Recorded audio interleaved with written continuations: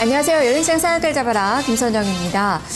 최근에 코스피 지수 좀 많이 어렵죠. 1960선대까지 내려앉았습니다. 지금 상반기란 마감을 열흘도 채 남겨두지 않은 그 가운데 지수는 좀 부진한 그 모습이 나타나고 있습니다. 특히나 삼성전자의 실적 부진 우려에 따른 그런 주가에 먹구름이 끼어있는 그 상황인데요. 삼성전자 2분기 영업이익은 8조 8,500억 원 정도로 그동안은 예상이 됐었지만 지금 일각에서는 8조 원도 안 될 것이다 라는 우려 섞인 목소리가 조금씩 힘을 또 얻고 있는 그 상황입니다. 외국인의 매도세도 강해지고 있고요. 주가는 곤두박질 치고 있습니다.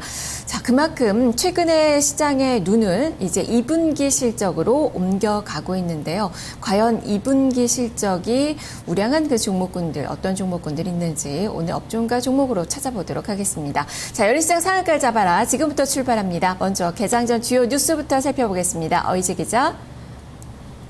네, 월요일 아침 주요 뉴스 하나씩 체크해 보겠습니다. 첫 번째 소식부터 보겠습니다. 올해 연말 세계 무역기구의 쌀 관세와 유예가 되는 것 종료를 앞두고서 농민단체와 정부의 입장이 극명하게 엇갈리고 있습니다. 사실상 정부는 이 쌀 관세와 쌀 개방이죠. 이를 용인하는 것으로 암묵적 용인이 나오고 있고요. 농민단체의 경우에는 관세와 유예 그리고 현상 유지 등을 주장하면서 쌀 시장 개방에 대해서 일단은 반대 입장을 드러내고 있는 상황입니다. 정부는 이와 관련해서 9월에 WTO의 의견을 게시하기에 앞서서 조만간 정부 방침을 공개하기로 했었는데요. 이번에 농민들의 반발로 인해서 그 시기가 다소 늦춰질 수 있다는 이야기들이 나오고 있습니다. 의견 대립이 합의로 이어질 수 있을지 1차적으로 좀 검토를 해보셔야겠습니다. 다음 이슈도 확인해 보겠습니다. 서울시가 도시가스 공급 비용을 인상한다고 합니다. 서울시는 물가대책위원회를 열어서 이 도시가스 회사의 공급 비용을 1세제곱미터당 3원 80전 올리겠다고 밝혔습니다. 이것은 2009년 이후에 5년 만에 인상이 되는 건데요. 이번 공급 비용 조정으로 인해서 한 가구당 예상이 되는 추가 부담액이 3,353원으로 알려져 있고요. 8월부터 인상이 되는 상황입니다. 일단은 시에서는 물가 안정 그리고 공공요금 인상 억제 정책에 맞춰서 최대한 서민 가게에 부담이 되지 않는 한에서 인상을 시켰다라고 밝혔고요. 또 이와 더불어서 서비스질을 향상하겠다고 밝혔는데요. 일단은 시민단체의 비난을 피하기에는 조금 일단은 쉽지는 않아 보이는 상황입니다. 지속적으로 이 소식이 또 도시가스 관련 업체들에게 어떤 영향을 미칠지도 지켜보셔야겠습니다. 다음 주요 소식 하나 더 있습니다. 시진핑 중국 국가주석이 다음 달 3일, 4일 한국을 방문하게 되는데요. 이때 삼성전자 이재용 부회장을 만나게 됩니다. 어제 시 주석은 삼성전자의 요청에 따라서 삼성전자 수원사업장 방문을 결정하게 됐고요. 이때 이재용 삼성전자 부회장이 직접 시 주석을 영접하고 안내를 맡기로 했다는 소식 전해지고 있습니다. 지난해 3월에 국가주석 취임 이후의 첫 방한인데요. 또 삼성전자의 면담에도 많은 이들의 이목이 쏠려 있는 상황입니다. 이 소식도 지속적으로 확인해 보셔야겠습니다. 다음 소식입니다. 이 총격 게임, 인기 총격 게임이죠. 스페셜 포스로 잘 알려진 드래곤플라이가 악재가 좀 있습니다. 120억 원대 사기를 당했다는 소식 전해지고 있는데요. 이 사기 일당은 현재 서울중앙지검으로부터 구속 기소를 당한 상황입니다.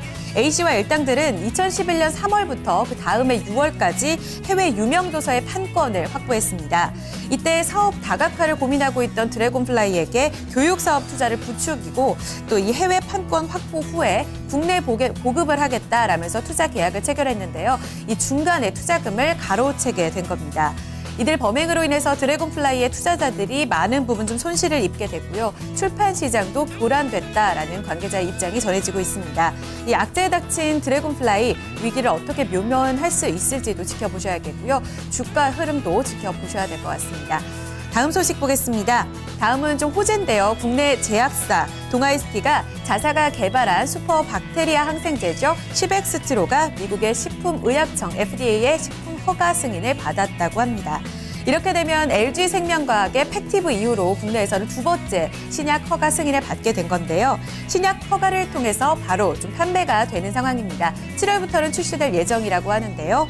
이미 2006년에 미국 제약사 큐비스트와도 기술 이전 계약을 체결했기 때문에 이번 시베스트로 판매를 통해서 실적 개선 그리고 기술 재평가를 받을 수 있을 것으로 기대가 되고 있는 상황입니다. 오늘 주가 흐름에도 눈여겨보셔야겠습니다. 마지막 소식 보겠습니다. 오늘 실적 발표를 앞둔 기업이 있습니다. 바로 대림산업인데요. 오늘 기업 설명회를 열고 1분기 실적 발표 그리고 앞으로의 경영 계획에 대해서도 밝히겠다고 밝혔습니다. 최근에 재건축 그리고 해외 수주로도 좋은 성과를 보이고 있는 만큼 오늘 실적에도 많은 이들의 이목이 쏠릴 것으로 보이는데요. 실적 발표 그리고 오늘 주가 흐름까지 눈여겨보셔야겠습니다. 지금까지 오늘 아침 주요 뉴스 확인했습니다.